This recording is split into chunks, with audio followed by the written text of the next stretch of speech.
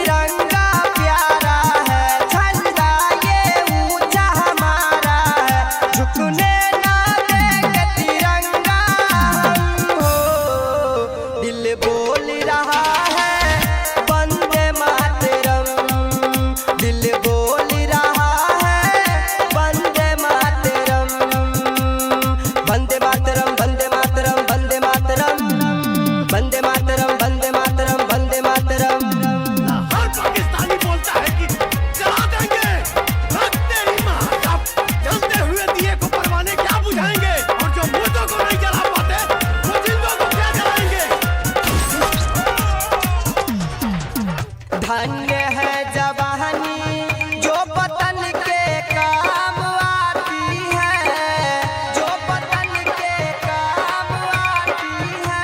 एक पल रुला के हमें खुशियाँ दे कर जाती है, खुशियाँ दे कर जाती है। धन्य है जवानी जो पतन के काम आती है। एक पल रुला के हमें खुशियाँ दे कर जाती है। भले सर मेरा कट जाएगा लेकिन वो छुप नहीं पाएगा।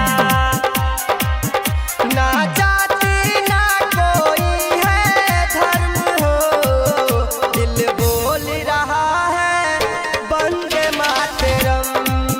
दिल बोल रहा है वंदे मातरम। वंदे मातरम वंदे मातरम वंदे मातरम वंदे मातरम वंदे मातरम वंदे मातरम।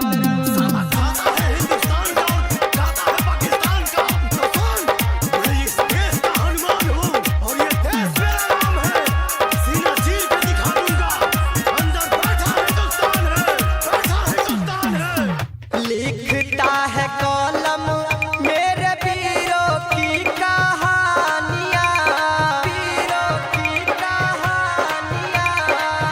खिलखिलाता ये चमन शहीदों की निशानियाँ, शहीदों की निशानियाँ। लिखता है कॉलम मेरे वीरों की कहानियाँ। खिलखिलाता ये चमन शहीदों की निशानियाँ। विजय जनद सवर में सजी खा के ये कहते कसम जी। आँख हो जाए भले ये नम हो, दिल बोल रहा है वंदे मातरम। दिल बोल रहा है वंदे मातरम। वंदे मातरम वंदे मातरम वंदे मातरम वंदे मातरम वंदे मातरम वंदे मातरम। यदि आप चाहते हैं संध्या एंटरटेनमेंट के सभी ऑडियो वीडियो देखें तो चैनल को सब्सक्राइब जरूर करें और बेल आइकन को दबाना ना भूलें।